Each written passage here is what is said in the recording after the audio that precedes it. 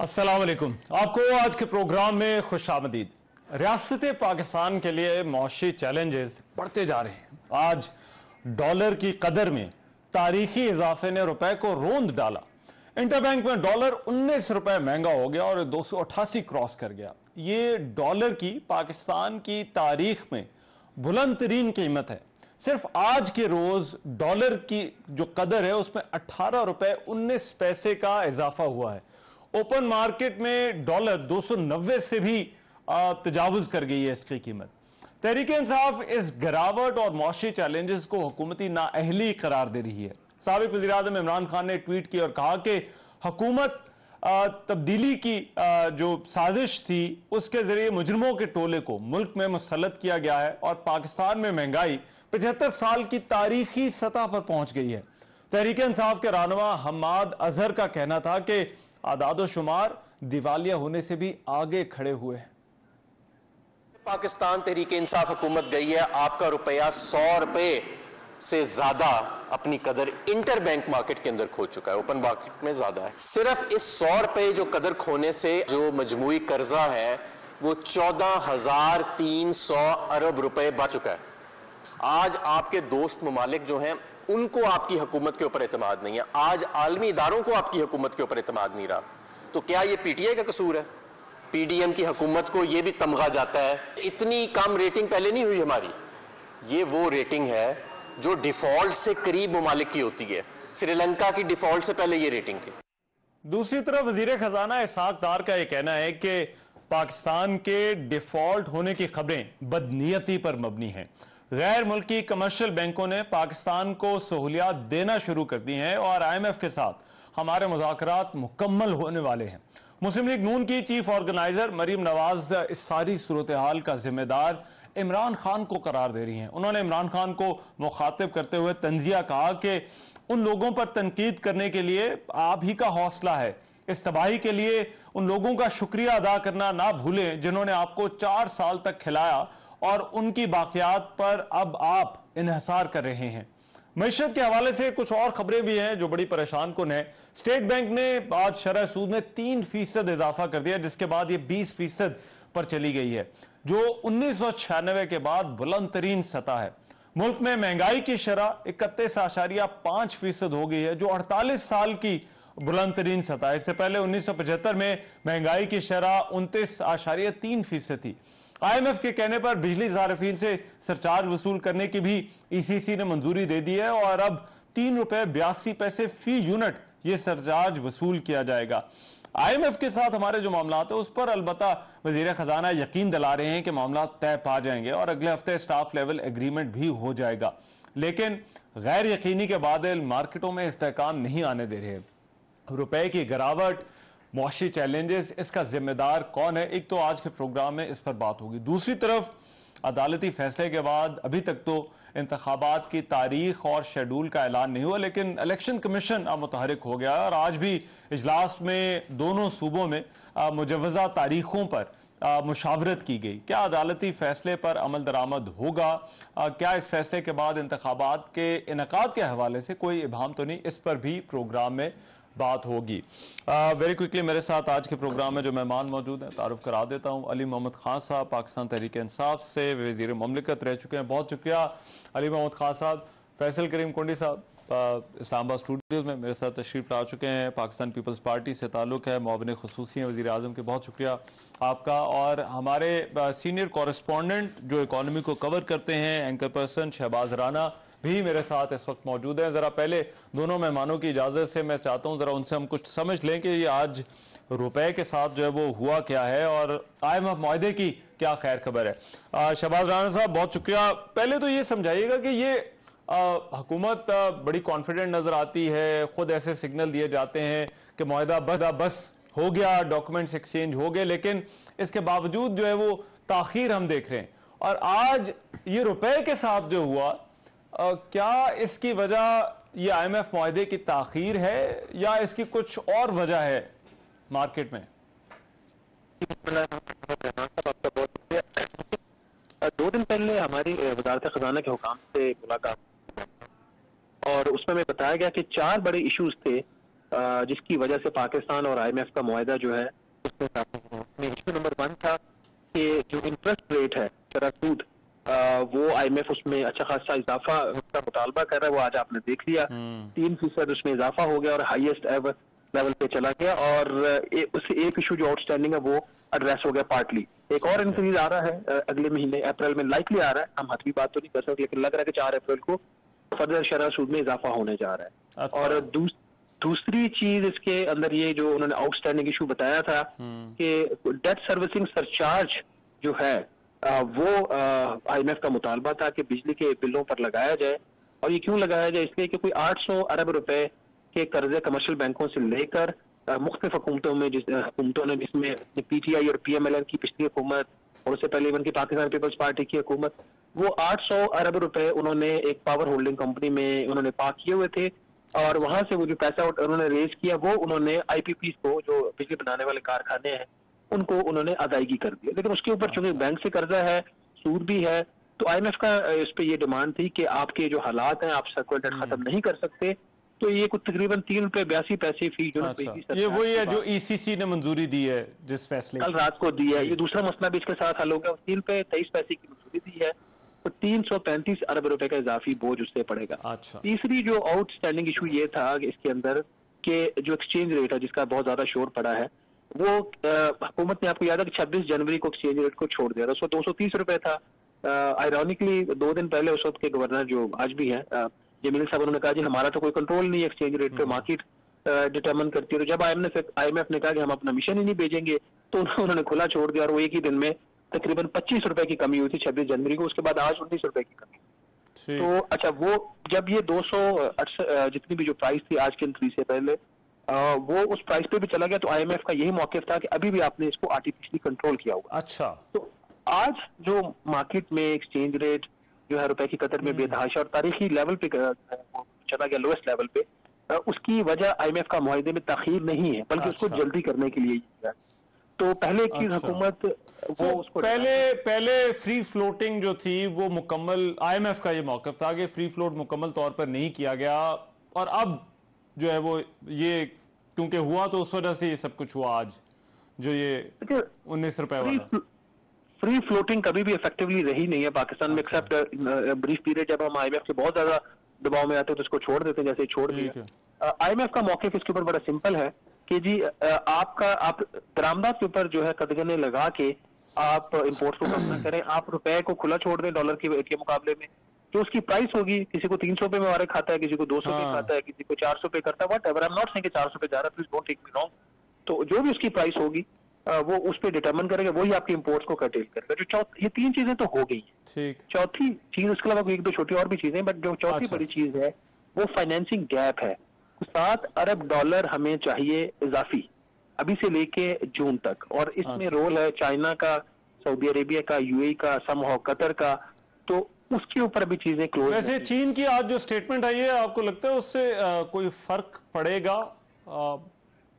देखिए वो ये जो पॉलिटिक्स है ये तो आपको पता चल रही है, और एक एडेड फैक्टर हुआ है, डिलेड जो टॉक्स हुई हैं, और जो IMF 2 फैक्टर्स की वजह से IMF के जो मुज़ाकरात हैं आज तक कंक्लूड नहीं हुए। नंबर 1, हमारी जो पास की जो lack of commitments to the IMF जो हमने ऑनर देखी, खास तौर पर ये सिलसिला शुरू हुआ शौकत तरीन साहब के साथ, जिस तरीके से उन्होंने इकोनॉमी के साथ खिलवाड़ किया। उस वक्त जनवरी-फरवरी में आपका IMF का प्रोग्राम होता है और 28 फरवरी को 200 अरब रुपए का रिलीफ पैकेज देके IMF के मुंह पे तमाचा मारते हैं। एक हफ्ता पहले उनकी विजिट से उन्होंने पाकिस्तान आना था अगले दिन। वो ऐसे मामला फंसे, वो जाके फिर मुफ्ता इस्माइल के टाइम पे वो रिस्टोर हुए, और आपको पता है जिस कीमत पे हुए, फिर दोबारा वो डीरेल हो गए जब डार साहब आ गए। आज आप लोग देख लें वो किस तरह। ठीक है, मैं जरा आप 1 मिनट दीजिए, मैं आता हूं आपके पास दोबारा वापस। लेकिन अली महमूद खान साहब, ये मरीम नवाज ने रिस्पॉन्ड किया है, जो खान साहब ने सुबह ट्वीट की, और जिम्मेदार उन्होंने हुकूमत को करार दिया, और उन्होंने कहा है कि ये तो आपका काम है, आपकी चीजें हैं जो ये लोग ठीक करने की कोशिश कर रहे हैं। बहुत शुक्रिया। बिस्मिल्लाहिर्रहमानिर्रहीम। अल्लाहुम्मा सल्लि व सल्लिम व बारिक अला सय्यिदिना मोहम्मद सल्लल्लाहु अलैहि वसल्लम। देखें, मरियम साहिबा का जो उनका जो एक मौक़िफ़ है वो तो ज़्यादा काबिल तवज्जो इसलिए नहीं है कि बड़ा उन्होंने मैं नहीं समझता जज्बाती तौर पे, बड़ा सोच समझ के उन्होंने खुद को मियां शहबाज शरीफ साहब की हुकूमत से डिस्टेंस किया है और उन्होंने ये कहा है बरमला कि मेरी हुकूमत नहीं है, और बारहा महंगाई पे क्रिटिसिज्म की है। इस तरह जैसे इमरान खान साहब जब वजीर आजम थे, तो मुझे तो इसकी समझ नहीं आती। कुंडी साहब तशरीफ फरमा हैं, ज़ाहिर है मेन स्टेक होल्डर हैं इस हुकूमत के, लेकिन वजीर आजम उनकी जमात का नहीं है। लेकिन आज अगर ये अपने आप को डिस्टेंस करना शुरू करेंगे, जो कि बहुत हद तक पीपल्स पार्टी कुछ चीज़ों में कर भी रही है, तो वो एक जेंटलमैनशिप नहीं होती कि आप हुकूमत में तो आ जाएं लेकिन फिर जिम्मेदारी आप शेयर ना करें। तो चले, इनका तो समझ में आती है कि पीपल्स पार्टी नून लीग हमेशा एक दूसरे के खिलाफ उन्होंने सियासत की। उनको जोड़ के रखने की वाहिद वजह बोग़्ज़ इमरान है, क्योंकि उनको ये पता है कि इमरान खान के होते हुए ये अपनी पुरानी बारियां नहीं ले सकते।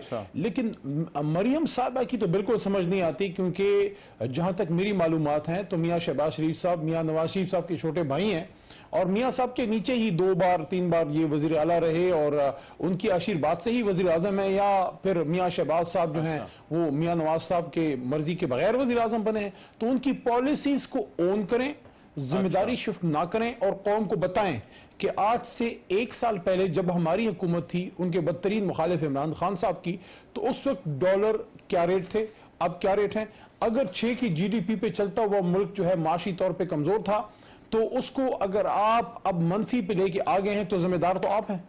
अगर आप हमसे बेहतर कर गए होते तो आप, लेकिन अगर गवर्नमेंट ये कहती है, देखिए 8 पे लेके आ गए, शहबाज भी जो है वो हमारी रहनुमाई कर सकते हैं, लेकिन गवर्नमेंट अगर ये कहती है कि ये वही IMF प्रोग्राम है जिसमें तहरीक इंसाफ की हुकूमत थी और उसी की कंटिन्यूएशन हुई और उसी वजह से हालात इतने खराब है, तो क्या गवर्नमेंट गलत कहती है?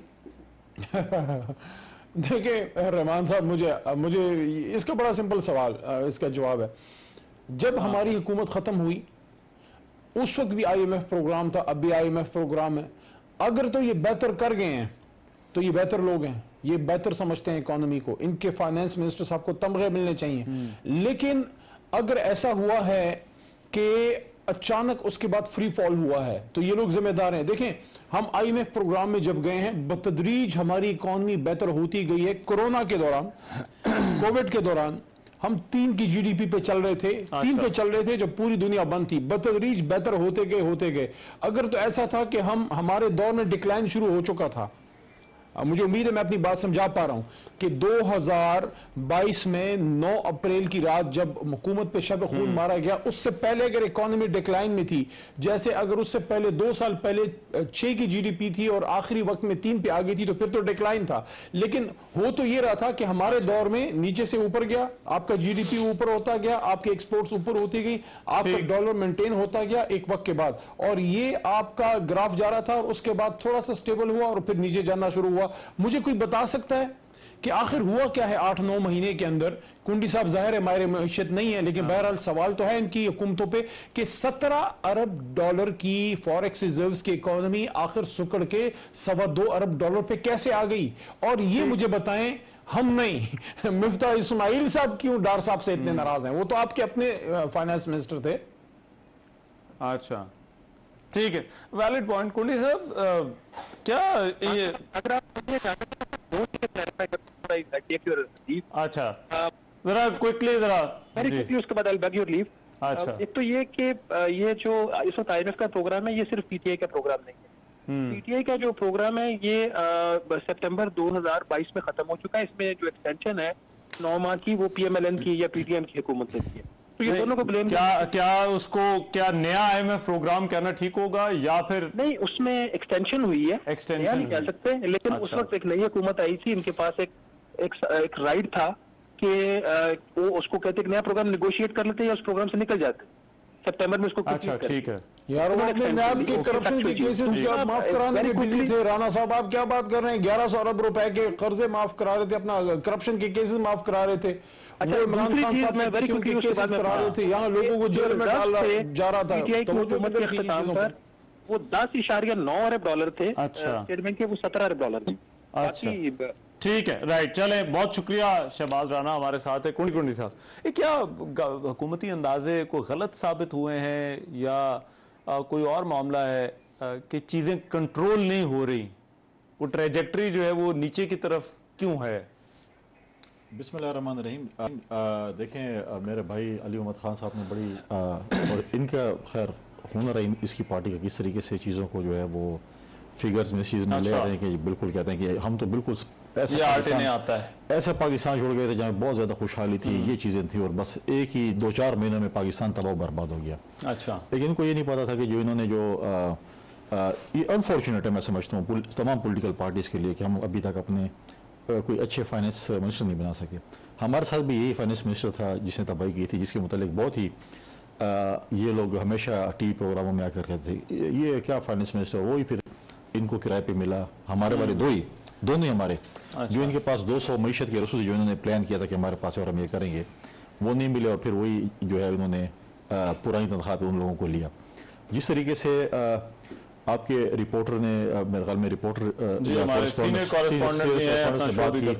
जो इनके दौर में IMF का एक इन्होंने मुआहदा किया जिसकी पासदारी इन्होंने नहीं की और उसको तोड़ा, जिस किस्म की एग्रीमेंट को उन्होंने ब्रीच किया, और पता है हमारी हुकूमत जा रही है, इनको पता था कि हमारे इत्तेहादी हमसे जा रहे हैं, हमारे साथ नहीं रह रहे, तो उन्होंने इस एग्रीमेंट को जो ब्रीच किया उसका खमियाजा जो है इस मुल्क को और इस हुकूमत को भुगतना पड़ा। डार साहब वैसे ठीक काम कर रहे हैं, पीपल्स पार्टी की क्या राय है इस पे? देखिए, मैं बिल्कुल इसकी ओनरशिप लूंगा। अली मोहम्मद खान साहब ने बात की कि मरियम नवाज साहबा या कोई नहीं ले रहे, हम तो सब तमाम को लेने, मरियम नवाज साहबा को भी इसकी अगर मैं कहूँ कि नहीं मैं इस हुकूमत का हम इत्तेहादी हैं पाकिस्तान पीपल्स पार्टी, और जो अच्छी चीज़ें हम उसको ओनरशिप ले रहे हैं और जो बुरी चीज़ें हैं वो बहुत गलत है, और मैं भी शुरू हो जाऊँ डार साहब के पीछे एक चार्जशीट दे दूँ। देखिए, पूरी कोशिश है इस हुकूमत की, डार साहब की, उसकी टीम की, इस हुकूमत की, इस इत्तेहादी जमातों की कि हम इस मुल्क को जो है वो जो है क्राइसिस से निकालें। और हमेशा लीडरशिप क्वालिटीज वही होती हैं। अच्छे लीडर वो होते हैं जो मुल्क को बहरानों से निकाले। ठीक है, जो पाकिस्तान आपने हमारे हवाले किया उसको हम ठीक करेंगे, हमारा पाकिस्तान है, सबसे पहले पाकिस्तान की बात आती है। ठीक है, मुश्किलात हैं। माजी में भी आपको याद होगा 2008 में जब हमारी हुकूमत आई थी, हमारे साथ PMLN के हमारे दोस्त इत्तेहादी थे जी, इसाक डार साहब उस भी हमारे वज़ीर खजाना थे। उन्होंने जब हालात देखे तो उन्होंने कहा ये मुल्क तो बिल्कुल नहीं चलना और ये जो है ना बस कोलैप्स करेगा 6 महीने में। लेकिन अल्लाह के फजल से 5 साल हमने हुकूमत की। हम पे जो है उस वक्त फ्लड भी आया, वॉर ऑन टेरर भी था, स्वात में 25 लाख लोगों की तारीखी नकल मकानी हुई, उनको दोबारा आबाद भी किया, वॉर ऑन टेरर भी लड़ा, उसके बाद भी एक मतलब है कि हमने उस मुल्क को जो 5 साल चलाया। हम उसको ऑन करते हैं, हमने मुश्किल फैसले किए हैं, लेकिन हमने लोगों को रिलीफ भी देना है, हमने अवाम में जाना है। हमारे वज़ीर आज़म अभी हर तरह से हुकूमत के साथ खड़े हैं, बिल्कुल, चाहे वो फैसले हों, मौशी सूरत हाल। देखिए, हमारे जो रिजर्वेशंस होंगे, हमारे जो उनके साथ कोई डिसएग्रीमेंट होगी, वो हम उनके साथ अंदर बैठ कर बात करेंगे। ये नहीं होगा मीडिया के जरिए उनके साथ बात करें। लेकिन तशवीश क्या पीपल्स पार्टी को है? बहुत ज्यादा तशवीश है। देखिए, पिछले दिनों भी बिलावल साहब की आपने स्पीच सुनी की, जब वो उन्होंने जो गोल्डन जुबली हम मना रहे हैं अपनी इसकी कॉन्स्टिट्यूशन की, और उस स्पीच में भी उन्होंने कहा कि जो है ये जो मसाइल है हमने लोगों के हल करने हैं।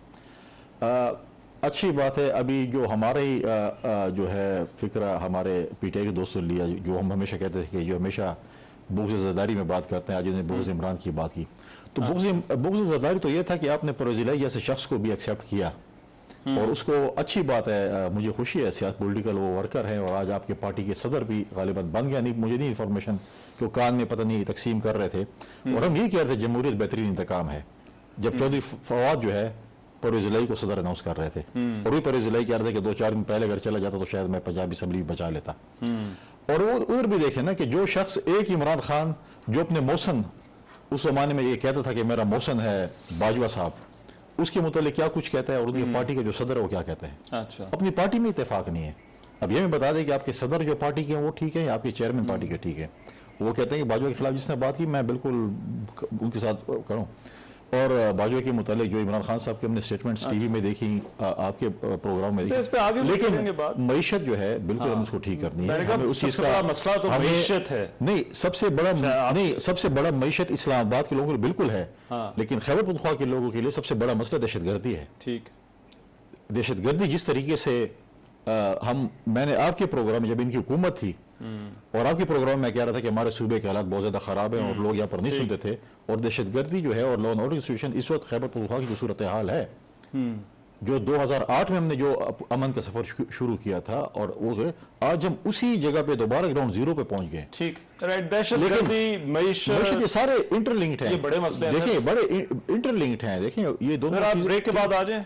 कि इसमें आम इंतखाबात वाला मामला भी मेरे ख्याल अंदर शामिल होगा। एक ब्रेक के बाद वापस आ रहा हूं मैं।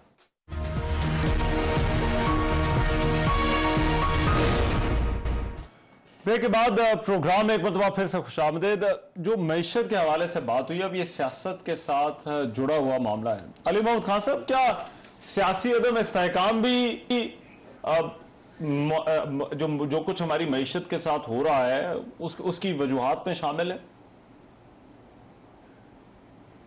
रहमान भाई, दोनों इंटरकनेक्टेड हैं। अगर हम ये कहें कि सियासी अदम इस्तेहकाम का कोई असर मईशत पर नहीं है तो वो गलत होगा, लेकिन मईशत में बेहतरी के लिए सियासी इस्तेहकाम भी आना चाहिए। तो क्या सियासी इस्तेहकाम इस हालत में आएगा कि आप साबिक वज़ीर आज़म पे जो है हमले होते रहें और रोज़ उन पर दहशत गर्दी के पर्चे कटें और हमारे लोगों को उठाया जाए, और सिर्फ सियासी मुखालिफिन नहीं बल्कि बहुत से ऐसे लोग भी जो बहुत ही मोहतरम हैं, बहुत काबिल कदर हैं, राय मुख्तलिफ हो सकती है। हम 22 करोड़ का मुल्क हैं, हर किसी की एक राय नहीं होगी। जो अमजद शुएब साहब के साथ, रिटायर्ड लेफ्टिनेंट जनरल साहब के साथ हुआ है, वो मेरे तो दादा की उम्र के हैं। ये मुझे तो ऐसे लगा जैसे मेरे अपने घर के किसी फर्द के साथ हुआ है। हालांकि उनकी बात, बहुत सी बातों से हम एग्री भी नहीं भी करते, लेकिन यार वो आदमी मुल्क की मोहब्बत में लगा हुआ है। फिर दूसरा उधर अशरफ शरीफ के साथ जो हुआ है, कौन रिस्पॉन्सिबल है? ये उस माँ से पूछे जिसको एक दफा बेटे की शहादत का झंडा लाया गया अरशद शरीफ के हाथों, उसके भाई की, और उसके बाद उसका खुद का भी जनाजा आ गया और आज उसकी हालत यह है कि कोई उसका केस लेने के लिए तैयार नहीं है। दूसरी तरफ अगर आप देखें इमरान रियाज के साथ, मैं बहुत सी बातों पर इख्तिलाफ करता था। हमारी अपनी हुकूमत में हमारे खिलाफ बड़े सख्त प्रोग्राम इमरान रियाज ने किए, उसके साथ जो हुआ है। फिर ये जो अभी उस दिन, ये परसों की बात है, जो दहशत गर्दी के पर्चे हमारे लोगों पर कटे, मुराद सईद दहशत गर्द है, अली नवाज अमान दहशत गर्द है। लेकिन ये सियासी अदम इस्तेहकाम किसकी वजह से है?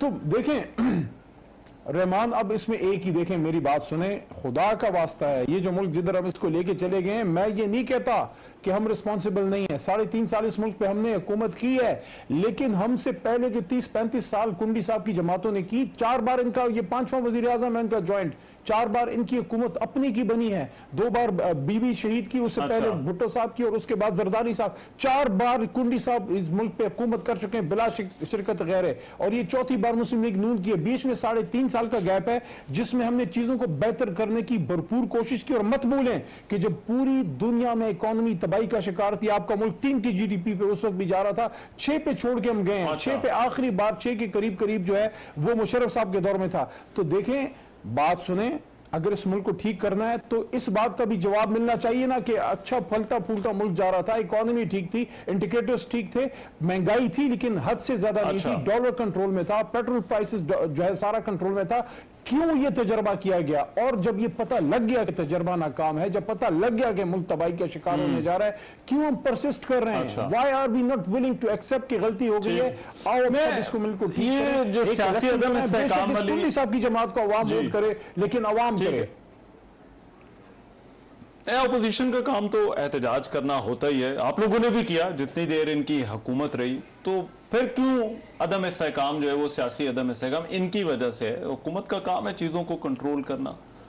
देखें, आपको याद होगा कि जब इनकी हुकूमत को लाया गया था और पहली स्पीच पे लीडर ऑफ द अपोजिशन उस वक्त के शहबाज शरीफ साहब ने कहा कि आए मिसाक के मईशत करते हैं, और जब भी कोई ऐसा इशू पाकिस्तान के हवाले से आया था, चाहे वो इंडिया के साथ था, हमारी टेंशन बढ़ी, चाहे कश्मीर के हवाले से था, जो भी था, नेशनल इशू पे जब भी आया तो हमेशा अपोजिशन ने कहा कि जो कुछ इख्तलाफात है पाकिस्तान की, हमेशा हम इस हुकूमत के साथ बैठने को तैयार हैं। लेकिन उन मीटिंगों में अगर कोई एक शख्स नहीं आता था जिसको अपनी अना का मसला था, वो था इमरान खान, वो किसी मीटिंग में भी नहीं आता था। मैं मोहम्मद अली खान साहब की बात से बिल्कुल एग्री करता हूँ कि हमने 30 साल यहाँ पर जो है हुकूमत की। आपने डिक्टेटरों का जिक्र इसमें नहीं किया कि डिक्टेटरों ने उस मुल्क को कितना तबाह किया, और उनका भी जिक्र कर लेते तो बताते। लेकिन इनको बताता चलूँ कि हमारी हुकूमतें तो थी, लेकिन जो इंजीनियर, मजदूर, मिस्त्री, बेसन जितने भी थे, वो वही लोग थे जो आपके साथ थे।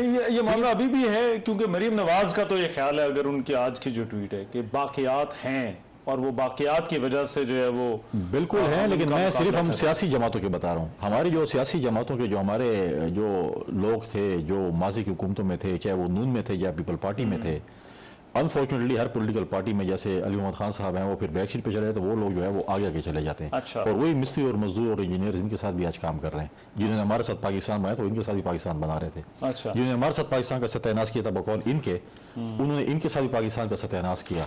जो है उन्होंने, और ये बड़े खुशी से कह रहे थे कि जो अब क्या मामला है? ठीक है, अब देखें, अब अगर हम कहते हैं कि पाकिस्तान की मईशत की बात आती है, पाकिस्तान की लॉ एंड ऑर्डर की बात आती है, जब हम अपोजिशन को दावत देते हैं, कहते हैं नहीं हमें नारो दोगे तो फिर हम बात करें, हमें गिरफ्तारी क्यों कर रहे हैं, हम पे छाप।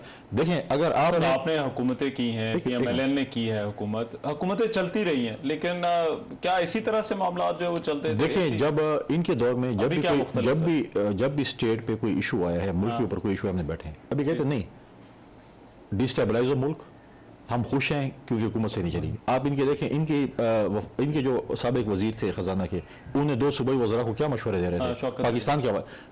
ये कोई शहबाज शरीफ की बात नहीं थी, ये बिलाल भुट्टो की बात नहीं थी, या इमरान खान की बात नहीं थी, पाकिस्तान की बात थी। और पाकिस्तान को खुदा न खासा डिस्टेबलाइज करने के क्या मशवरे इनके वो दे रहे थे। लिहाजा जब इशू आता, फॉर एग्जाम्पल इलेक्शन हो जाता है, हम करा लेते हैं इलेक्शन, ये 2 सूबों का भी सुप्रीम कोर्ट ने कहा है जब भी इलेक्शन कमीशन इलेक्शन कराएगी, 2 सूबों जब इलेक्शन का, आप गारंटी देते हैं कि आप इलेक्शन मानेंगे? अगर आप कल हार जाते हैं, आपका लीडर मानेगा? फिर तो इधर ऐसा रहा है, अगर सूबाई हुकूमत आपकी बनी और इलेक्शन में आप जीत गए तो भी नहीं मानेंगे, अगर PTI की हुकूमत हो तो इलेक्शन में तो आप नहीं मानेंगे। अब हमारा ये पॉइंट ऑफ व्यू है कि अगर 90 दिन में इलेक्शन होना चाहिए, कॉन्स्टिट्यूशन जो बात करती है, जब भी इलेक्शन होगा पाकिस्तान पीपल्स पार्टी के as a Pakistan Peoples Party बात करो, हमारे जो वर्कर्स हैं, हमारे कैंडिडेट्स हैं, वो हमेशा इलेक्शन के लिए तैयार हो, जैसे फौज हमेशा जंग के लिए तैयार होती है, हमारे पॉलिटिकल वर्कर्स जो है वो इलेक्शन के लिए तैयार है। अब बात ये है, अब एक नेशनल इशू वर्सेस एक थोड़ा सा मैं इसके ऊपर थोड़ा सा डिबेट कर, 1 मिनट में आ रहा हूं, 1 मिनट से। अब अगर इन 2 सूबों के इलेक्शन हो जाते हैं, कोई भी जमात आ जाती है, ठीक है, क्या अगला जब कौमी असम्बली का इलेक्शन आएगा और सिंध असम्बली का इलेक्शन आएगा, क्या वो जो पंजाब का वजीर आला होगा, जिस पार्टी का भी होगा, वो कौमी असम्बली के इलेक्शन पे असरअंदाज नहीं होगा? ठीक। और फिर यही साइकिल अब जब चलेगा तो उस वक्त जो वजीर आजम है अगले पंजाब असम्बली के इलेक्शन, मैं क्या समझूं, आप समझ रहे हैं कि आप ये कह रहे हैं कि ये अननेचुरल है? नहीं, मैं फॉर डिस्कशन से कर रहा हूं। हम तो कहते हैं इलेक्शन आप कल करें, पाकिस्तान पीपल्स पार्टी के worker, Pakistan Peoples Party candidate, हम इलेक्शन के लिए। ये 2 क्वेश्चन हो गए। एक तो पहला इशू अली भाई, नेशनल इशू क्या है और सियासी इशू क्या है? क्या तहरीक इंसाफ के लिए इसमें कोई लकीर है?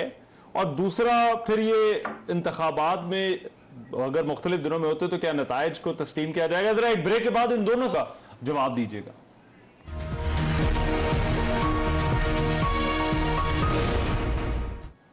ब्रेक के बाद प्रोग्राम में एक मतबा फिर से खुशामदीद। अली मोहम्मद खान साहब, हुकूमत ये गिला क्यों कर रही है कि तहरीक इंसाफ ये तफरीक नहीं करती कि कौन सा इशू नेशनल इशू है, रियासत का इशू है, और कौन सा इशू सियासी इशू है? रहमान साहब, आपने ब्रेक से पहले भी ये सवाल छोड़ा कि सबसे बड़ा मसला क्या है। देखिए, हमारी इकॉनमी बहुत दिगरगूं हालत में है, तबाही का हम शिकार है, हमारे लिए कोई खुशी की बात नहीं है। मैं जब पड़ोस पे नजर डालता हूं तो हमारा अजली हरीफ और दुश्मन मुल्क हिंदुस्तान वो कहां पहुंच गया है। उधर भी गुर्बत है, उधर भी मसले मसाइल हैं, करप्शन उधर भी बेइंतहा है।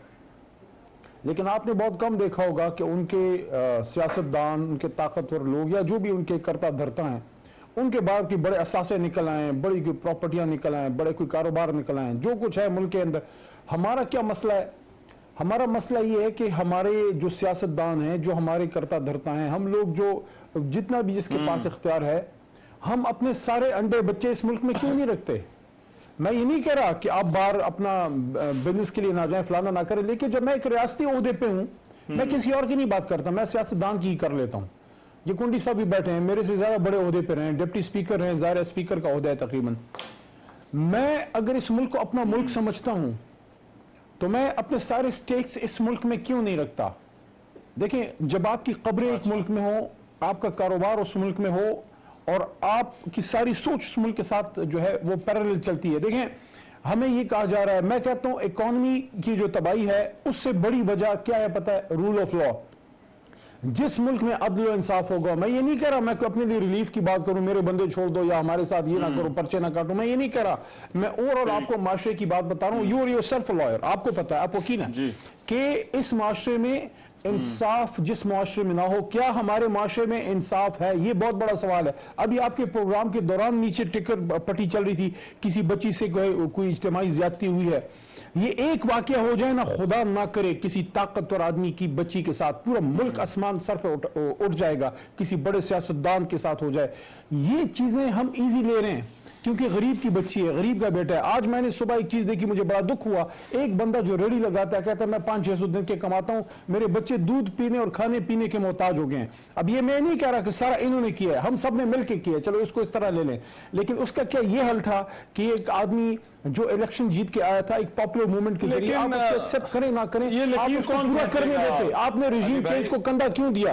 सबसे बड़ा क्वेश्चन मार्क पीपल्स पार्टी पे है, पीपल्स पार्टी पे क्वेश्चन मार्क है कि आपकी हमेशा से पॉलिसी रही, आप अब 50 साल या पत्नी मना रहे हैं आइन के। मैं किस आइन के 50 साल मनाऊं? उस आइन के जिसका हमने खुद सत्यानाश किया है। जो भी ताले आजमा आता है, कोई डिक्टेटर आता है, जो भी आता है, उसको कंधा कौन देता है? मैं और आप नहीं देते।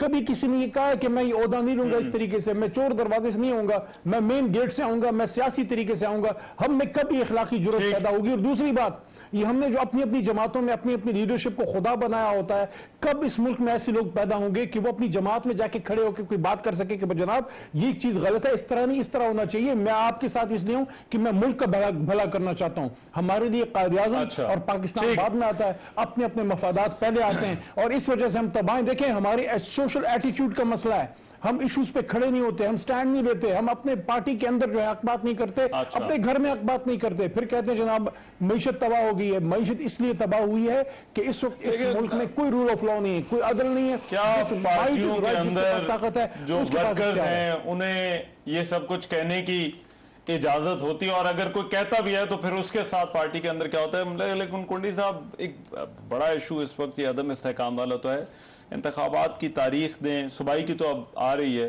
क्या इलेक्शन के बाद ये मसले हल हो जाएंगे? देखिए, मैं अली मोहम्मद खान की इस बात से एग्री नहीं करता हूँ जो इन्होंने बात की। जो क्या आइन में ये नहीं लिखा हुआ कि अदम एतमाद हो सकती है? क्या इन्होंने उनके साथ ठेका लिया हुआ था इनकी जमातों ने कि आपने 5 साल हमने चाहे आपके साथ जितनी भी ज्यादा करनी और अदम एतमाद की तहरीक नहीं लेके आ सकते? अदम एतमाद की तहरीक आई है, जमहूरी तरीके से आई है, इनके इत्तेहादी इनको छोड़ के गए हैं। ये इत्तेहादी माजी में हमारे साथ भी थे, हमें भी छोड़ के गए थे, उनके साथ भी इनके साथ थे। इन्होंने कहा नहीं हमारे साथ। मैं बात करूं, मुझे पता है आपको इस चीज पे तकलीफ तो होगी। उसी जो अमेरिकन साजिश बात करते थे, फिर उसके बाद उस पर यू टर्न मारा। आज भी अमेरिकन एम्बेसडर इनके पार्टी के सेनेटर के साथ बैठ के ये लोग सेल्फी खींच रहे हैं, नहीं खींच रहे थे। इन्हीं की इंफॉर्मेशन सेक्रेटरी जो है पिछले दिनों यूएस एम्बेसडर की जाके मिनते कर रहे थे, पाँव पकड़ रहे थे, खुदारा में वापस लेके आओ। आज इनके एम्बेसडर पेशावर में जाके उनके पाँव पकड़ रहे थे, यार हमसे गलती हो गई बाबा, मैं माफ कर दो, हमारी हुकूमत किस तरीके से आ सकती है? जमहूरियत में अदम एतमाद की तहरीक है। आपकी पार्टी के दोस्त अगर आपको छोड़ के चले गए, उन्होंने अगर बोला है, उन्होंने वोट नहीं डाला पाकिस्तान भी। जमहूरियत में इलेक्शन भी तो है क्या? जमहूरियत में इलेक्शन है, देखिए जमहूरियत में जमहूरियत में इलेक्शन है, लेकिन जमहूरियत में ये नहीं है कि किसी एक शख्स की ख्वाहिश पे इलेक्शन हो। जमहूरियत में ये नहीं लिखा हुआ कि एक शख्स ख्वाहिश का इजहार करेगा, एक मुलजिम के लिए अदालतें 5 दिन इंतजार करेंगी, ये जमहूरियत नहीं होता। अली मोहम्मद खान अगर ये बात भी करते, मैं उस दिन का इंतजार कर रहा हूं कि जिस दिन हाई कोर्ट और अदालतें खुदा न खास्ता अली मोहम्मद खान या मेरे या आपके लिए 5 दिन एक मुलजिम के लिए इंतजार करके आप आए और आप हमको जमानत दें। ये वो वाला पाकिस्तान बनाना चाहते थे जो लाहौर। मैं बात करूं फिर आप अपनी बात करें। मुझे पता है आप अपनी बात पे, आपने गलत बात की, ठीक है, मैंने आपको सुना, बर्दाश्त कर, थोड़ा सा बर्दाश्त करना। आपके मुलजिम के लिए 5 दिन हाई कोर्ट जो है इसकी लाहौर की इंतजार कर रही थी कि वो आ जाए। आज आप देखें, मुझे बड़ा अफसोस है पॉलिटिकल वर्कर, इस वक्त जो किरदार है, मतलब है कि अदलिया का जो तकसीम है, ये चीजें नहीं होनी चाहिए थी। इसी अदालतों से तो हमने भी कहा है कि शहीद जुल्फ़िकार भुट्टो अगर केस नहीं सुना जाता इन अदालतों में, तो शहीद जुल्फ़िकार भुट्टो का या बेनज़ीर भुट्टो शहीद का केस नहीं सुना जाता, बाकी हर किस्म के केस सुने जाते हैं। लिहाजा इनको यह कम से कम बता दें, हम बिल्कुल हमने आइन बनाए, हम आइन की पासदारी करेंगे। आइन में लिखा हुआ है अदम एतमाद की तहरीक, आइन में यह नहीं लिखा हुआ कि आपकी हुकूमत आ गई, आप इस मुल्क के साथ सियासी जमाओं के साथ जो काम भी करेंगे आपको लोग बर्दाश्त करेंगे। 30 सेकंड देते हैं अली मोहम्मद साहब से, पूरा मिनट 2 मिनट ले लें, 2 मिनट। जी अली भाई 30 सेकंड देंगे। नहीं, मैं एक बात कर रहा था, वैसे कुंडी साहब आजकल गुस्सा कर रहे हैं। देखें, ये इक़्तिदार आनी जानी चीज है हमारे पास। नहीं, मैं बड़ा कूल हूँ, रिलैक्स रहा करें। मैं रिलैक्स, मुझे कोई नहीं है, मुझे आप कुंडी साहब। राइट, बहुत शुक्रिया अली मोहम्मद खान साहब फैसल कोई मसला नहीं, साहब हमारे साथ मौजूद थे। एक ब्रेक ले रहे, वापस आते हैं।